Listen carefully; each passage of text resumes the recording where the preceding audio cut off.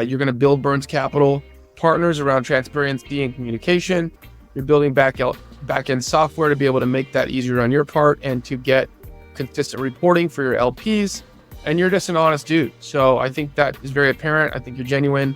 I think that comes out, and I think people can, see that really easily. But how are you going to continue to build the brand around transparency and consistency? I think there's a big opportunity with that in the private placement space.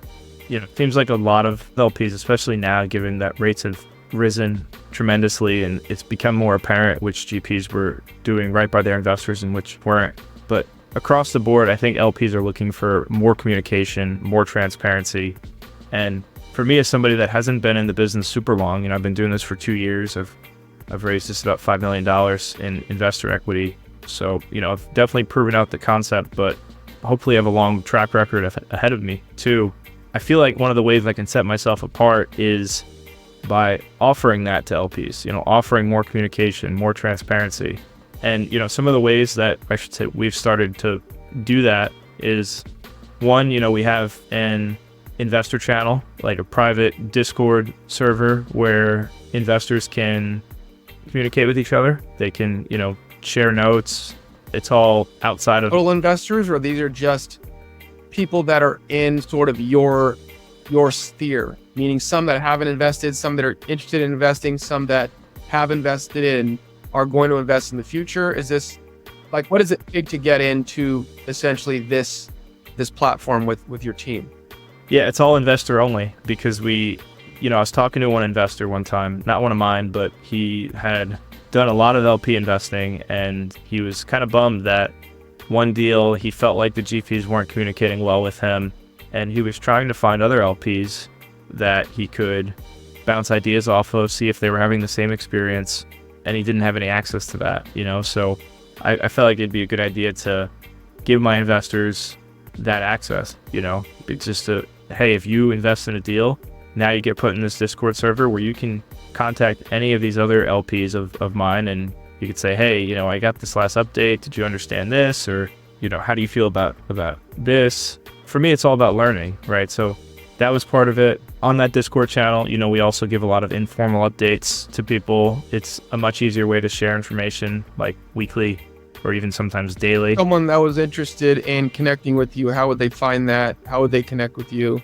They can, reach out LinkedIn or my website. Like I said, that channel is investors only. So, once they're an investor, they get added to that. Got it. And other than that, we've started to look into like third-party review sites. So, we're listed on one, it's called Invest Clearly, and we're looking to grow our presence there.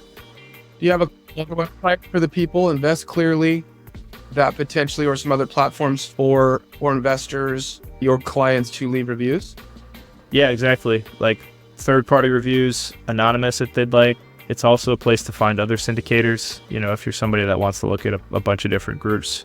So, I felt like that was important too, that prospective LPs could see what other LPs were saying, in a way that I don't have control over, and that even is sometimes verified but anonymous. And a place for existing LPs to leave reviews. If they felt like I wasn't doing a good job, then they can go leave a review that reflects that. Or if, they felt like I was doing a great job, they can record that as well. So, and then today I actually just rolled out a new feature that I'm excited about. We now have a way for our investors to submit anonymous questions to us. A lot of the stuff that I do, it comes from me being an LP and what I wish I would have had with the deals I did. And especially when I was just starting out, I didn't always feel like I knew what questions to ask, and I didn't want to waste my sponsor's time or, come off as uneducated about what we were doing. I really would have liked a way to ask like an anonymous question where I didn't feel like it was attached to my name. Yeah. And, now we have that. There's value in that. There is, yeah. You don't look like an idiot, honestly. You just, it's embarrassing. Like, I don't know what EMD stands for, right? Or I don't know like what gap funding is, or, I don't know what an exit means on a deal. Like when you can obviously Google those things, but why be in this channel, or why be connecting with other people if you can't, if there's not enough openness to ask questions? And sometimes it is just fear-based or pride-based or whatever you want to call it. But if you could ask those questions anonymously, usually there's someone else that has probably or thinking the same thing or has thought the same thing. So I think that's genius, dude. Thanks. Yeah. And we're going to be rolling out more features as we think of them and as, we find them useful. The plan is to only get better at those things, at transparency and communication, because I really feel like LPs are looking for that right now. And if you can offer that, then it's a great way to, do more deals, raise more money, work with more people. Yeah, there's a lot of rough stuff going out there in the market, and I don't want to, kind of move towards that. I think anyone who's invested any amount of money in this market in multifamily and certain asset classes probably knows what I'm talking about, capital calls and, some debt problems and all of that. But we're not going to get into that. I think you're right on with the transparency and communication with people and letting them know, because, if you talk to someone generally, you're open and honest with them. Generally speaking, people are reasonable and they're going to be able to understand. So let's move on to the bonus here. Just raised $2 million and you want to talk about some things you learned in the process, sales and marketing, about how to incentivize people to press send on that wire button. Where, as Grant Cardone says, where is my money? This one's more for the sponsors out there. These are just some things I've learned in, the last couple months. I'm an engineer, as we've talked about. I don't come at this business from the sales and marketing lens, so I had to learn these lessons the hard way. And I haven't made complete peace with it, but I accept that this is the way the world works and this is how the human psychology is. So, when we're talking about sales, marketing, incentives, I found that it's important to create some kind of urgency for people to take action. And even going back to the first deal I did, there's always a deadline, with those types of deals. And for the deals that I do, we, usually have some sort of deadline. If it's a deal that we're buying, then it's created automatically. If it's a fund, then we'll structure it in a way where we incentivize people to invest sooner rather than later, and part of that is we'll also incentivize people if they want to invest more, they'll get a better return. So that's kind of an aligned incentives thing where it helps us because it's easier for us to raise money that way, helps our investors because they can now generate a larger return just by having a larger check. And I guess this all applies more to funds because with deals, some of this is naturally created, kind of like my last point with scarcity, right? Like if you're raising money for a development project in San Diego and you need $1 million, it might not make sense for you to raise $1.5 million, right? So there's naturally a scarcity to what you're doing. It's, hey, the first $1 million we get in, that's it. And then we're going to close the raise out. Yep. So there's just things that took me longer than most to learn them because, from the engineering side, we don't do sales. I build things, I don't sell things. But when you get into this business of being an entrepreneur, you have to be in sales, right? So just some nuggets. Love that. All right. You have a 1-year-old and we talked about that.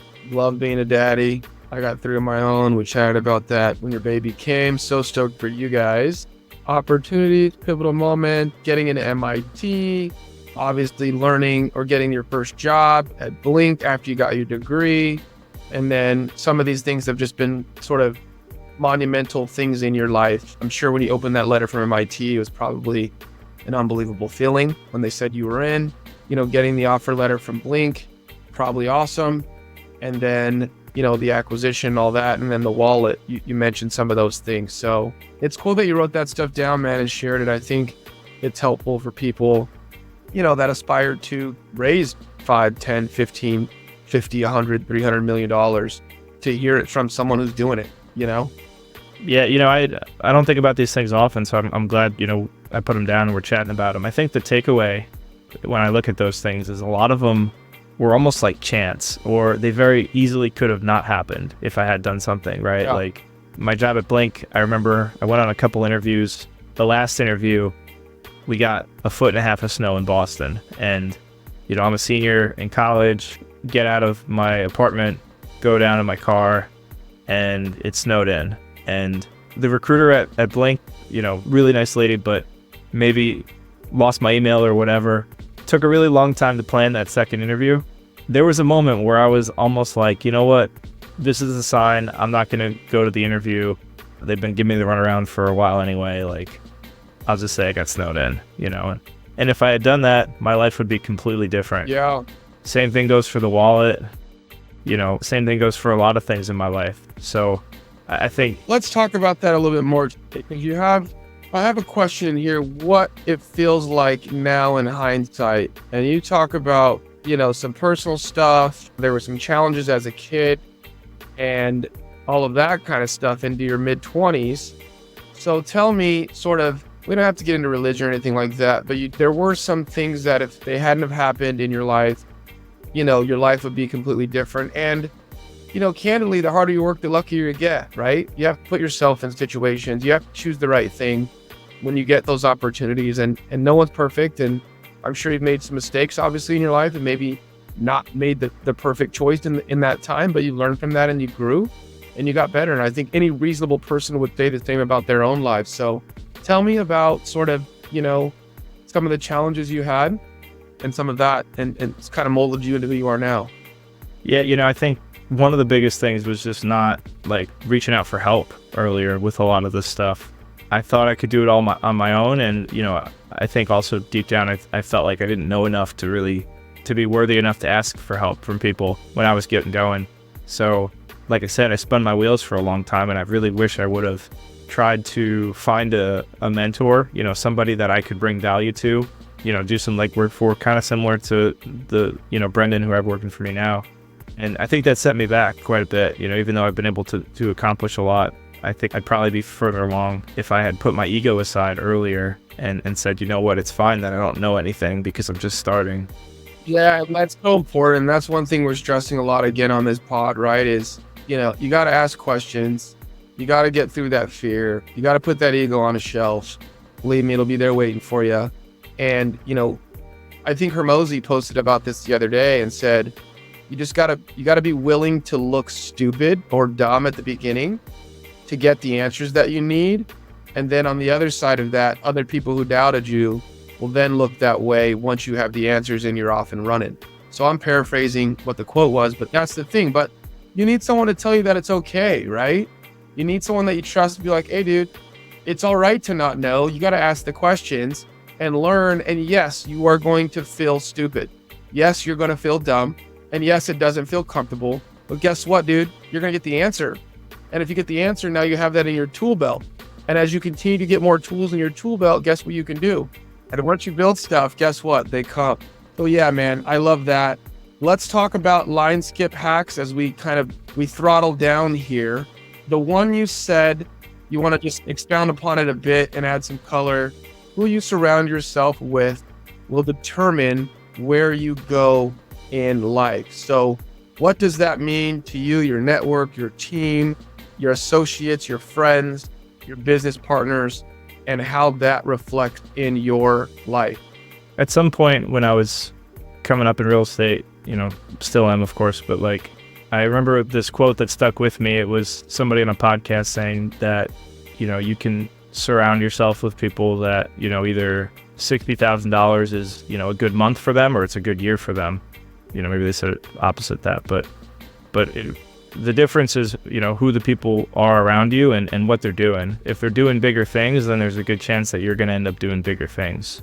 And, I've found that to be true. So I've tried to surround myself with people that are a couple steps ahead of me in my business. And I found just through osmosis, if I hang out with those people, if I talk with them regularly, if I do deals with them, that all of a sudden the things that I thought I would never be doing, I never thought I'd be raising money, millions of dollars, doing deals like this. All of a sudden it becomes sort of normal, and becomes like my everyday. And it's a huge hack. If you try to do it all on your own, it's going to take you a lot longer versus if you can find ways to bring value to people that are already doing it and go partner with them, you'll skip the line pretty fast. Love it, dude. Look for good partners, reach out, ask questions, trust but verify, do your due diligence. Yeah, but the main thing is you got to get going. You got to get going. You got to get started. If you're already going and you're looking for good partners, reach out to TJ. We're going to post his information, his Instagram, whatever platforms he's on. I know he's very prevalent on LinkedIn.